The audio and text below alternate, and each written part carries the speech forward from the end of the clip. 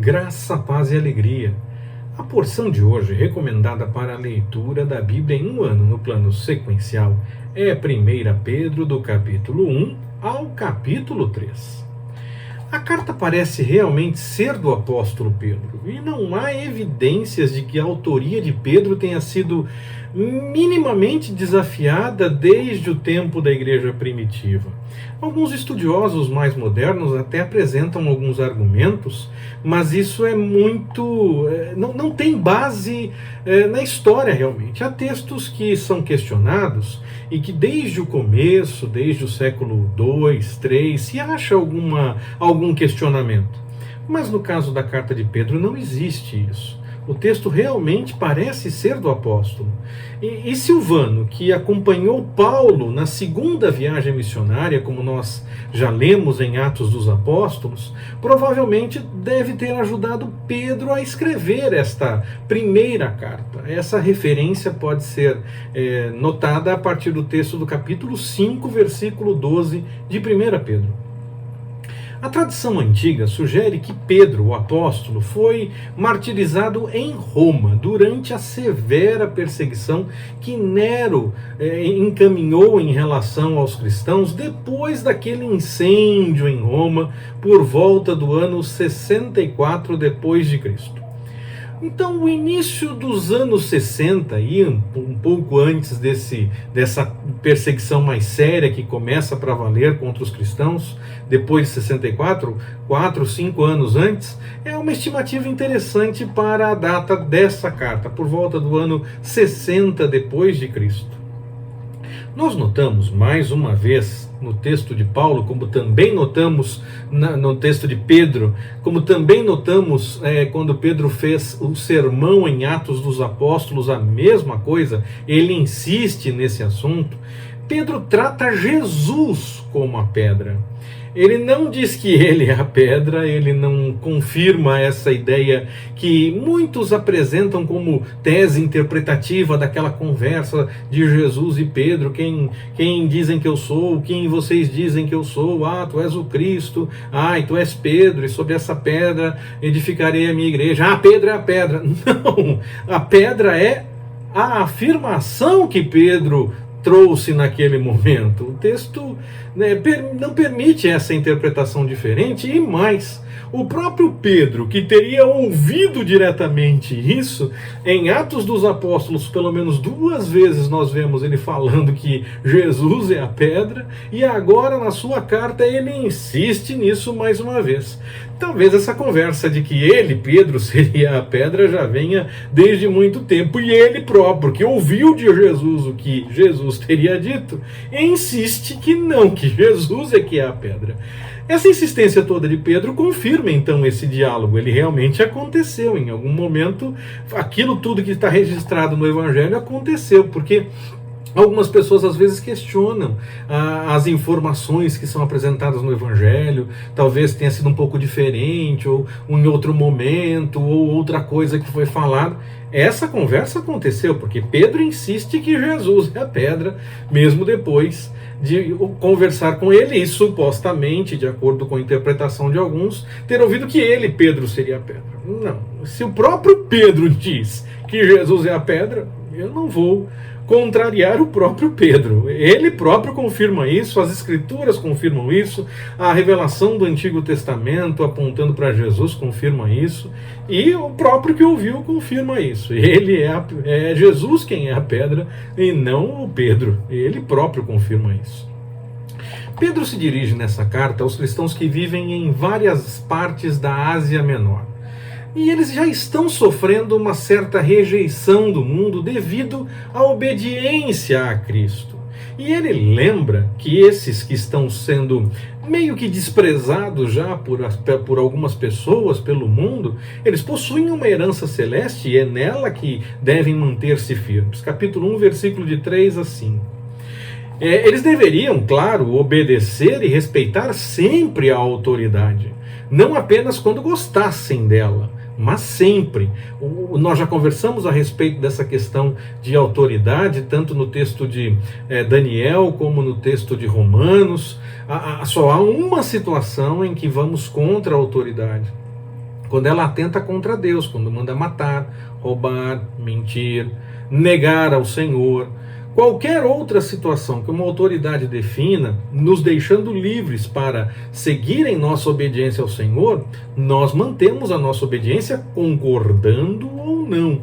E continuamos sempre em oração pela autoridade. Sempre. Não precisamos concordar sempre, mas nós devemos sim obedecer e devemos sim orar pela autoridade. A única ressalva sobre a obediência à autoridade, Daniel nos ensinou. Quando Daniel, Sadraque, Mesaque, Abednego, esses nos ensinaram qual é a ressalva. Quando atenta contra o Senhor. Se for para escolher entre o Senhor e escolher entre a autoridade, nós escolhemos o Senhor. Alguns, já usei esse exemplo, alguns podem dizer então que quando não deixa ir para a igreja, está atentando contra o Senhor. Não, Jesus falou que pode fechar a porta do quarto e buscar lá. Então não é nesse nível. Esse nível, na minha opinião, é melhor obedecer, é melhor seguir a orientação. Se for possível estar na igreja é muito melhor, é muito agradável, mas devemos sim obedecer à autoridade. Agora, se a autoridade nos disser que nós não podemos nem dentro do quarto fazer oração, aí é como Daniel fez, nós vamos orar sim, vamos buscar ao Senhor. Bom, eu continuarei dessa forma. Espero que todos vocês que estão acompanhando essa mensagem não tentem achar uma explicação para dizer que dá para esperar, dá para deixar para depois. Há situações que não. Nós temos sim que definir pela busca pela vontade do Senhor. E Pedro, quando trata com esses que estão sofrendo porque a autoridade já começava a causar alguns problemas, Pedro insiste que se eles estão fazendo o bem, estão fazendo o certo, e a perseguição, o sofrimento for por injustiça, tudo bem. Se eles não fizeram nada de errado, tudo bem. Continuem mantendo-se firmes na presença do Senhor, mesmo que seja para sofrer perseguição, mesmo que seja para sofrer injustiça.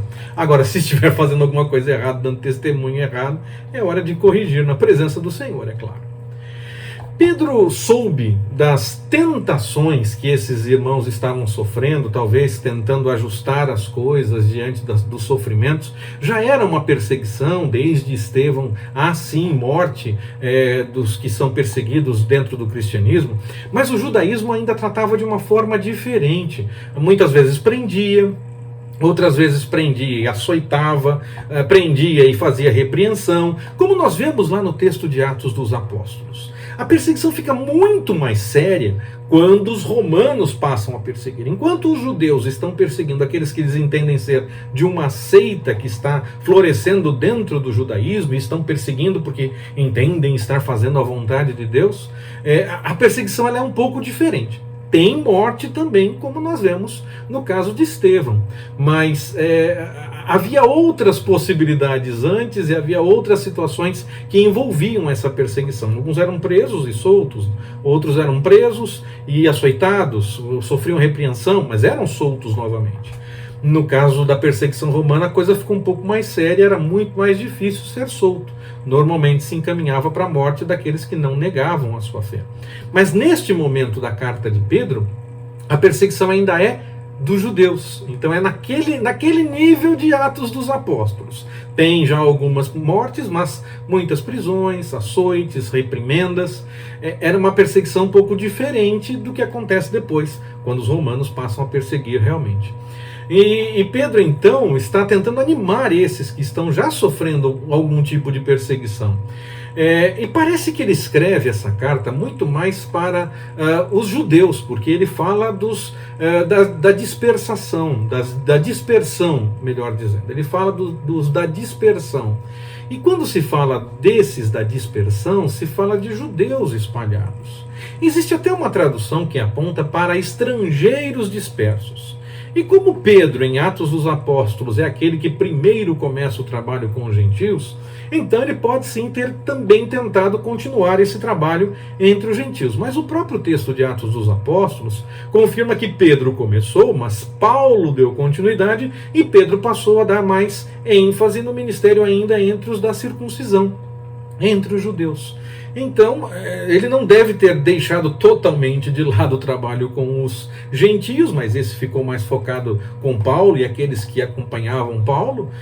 Mas Pedro, ainda que não tenha deixado, ele parece sim dar mais ênfase aos judeus. Então eu entendo que os da dispersão, nesse caso, seriam sim aqueles judeus que estavam espalhados, claro, também com algumas pitadas para alcançar alguns gentios, porque não seria impossível que algum gentio tivesse contato com o texto. Mas eu acho que Pedro tem mais essa direção de falar com os judeus que estão espalhados e que já aceitaram a mensagem do Evangelho. Os judeus, mesmo que eles não estivessem vivendo totalmente aquilo que a lei recomendava, ainda se mostravam mais tranquilos, mais moderados na forma de agir. Era difícil, acontecia, mas era difícil um judeu ser totalmente desregrado. Mesmo que ele não seguisse as coisas da lei, ele ainda mantinha uma certa regra de vida, mantinha algumas coisas em ordem. Já os gentios, muitos que estavam fora da ideia de religiosidade, esses sim tinham uma vida que era muito diferente. E aí sim, a conversão apontava para uma mudança completa na forma de agir. Alguns judeus passavam por isso também, mas não todos e não muitos. Talvez uma minoria, mas no caso dos gentios não, era diferente. A maioria dos gentios realmente precisava mostrar que tinha se convertido, que tinha mudado. A antiga forma de vida, ela tinha muitas obscenidades, bebedeira, idolatria. O judeu também tinha isso. Mas entre os gentios o índice era maior, havia mais gente que ia nessa direção. E aí os compatriotas desses gentios convertidos ficam surpresos com a forma como eles vivem agora, porque mudaram completamente. Eles mostram testemunho de uma mudança de vida. E embora o sofrer aqui, a ardente prova, aparentemente mostre já uma certa perseguição, como eu falei há pouco, não há ainda um vínculo com o martírio. Havia sim, mas não era uma coisa tão definida como aconteceu durante a perseguição romana, como eu falei agora há pouco. A perseguição mais dura foi depois que os romanos assumiram essa posição de perseguir os cristãos. Mas naqueles dias a perseguição ainda era dos judeus, e Atos dos Apóstolos nos mostra que havia uma diferença, não ia direto para a morte, havia outros estágios ainda durante o tempo dessa perseguição dos judeus. Mais uma vez nós vemos em Pedro, como vimos também com Paulo, a recomendação de cuidado no casamento, mesmo que um dos dois não fosse convertido, contrariando aquela ideia de muitos que julgo desigual seria no casamento. A ideia de julgo desigual nós já vimos em Paulo no trato de outras coisas. No casamento, era para manter o casamento e buscar realmente o Senhor e santificar toda aquela situação e dar testemunho. Pedro usa, por exemplo, a mulher como uma forma de metáfora, de exemplo para apresentar a situação. Ele usa essa situação de dizer que a mulher convertida está já no caminho do Senhor e buscando as coisas do Senhor, convertida, mas o marido ainda não é convertido. E ele então sugere para essa mulher moderação, para que com o testemunho possa alcançar o marido com a mensagem do Evangelho.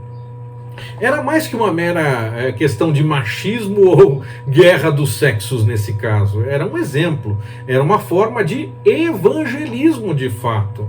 Nós podemos sim assumir esse exemplo e podemos ajustá-lo sempre para a forma de agir diante de qualquer outra situação, buscando sempre dar bom testemunho da palavra do Senhor, que nós pregamos e nós acreditamos realmente naquilo que nós anunciamos e vivemos mostrando que temos esse testemunho, que nós vivemos de acordo com a vontade do Senhor, que nós acreditamos realmente nisso, porque praticamos, damos testemunho daquilo que o Senhor nos orienta. Que Ele nos abençoe. Forte abraço, até mais, permitindo o Senhor.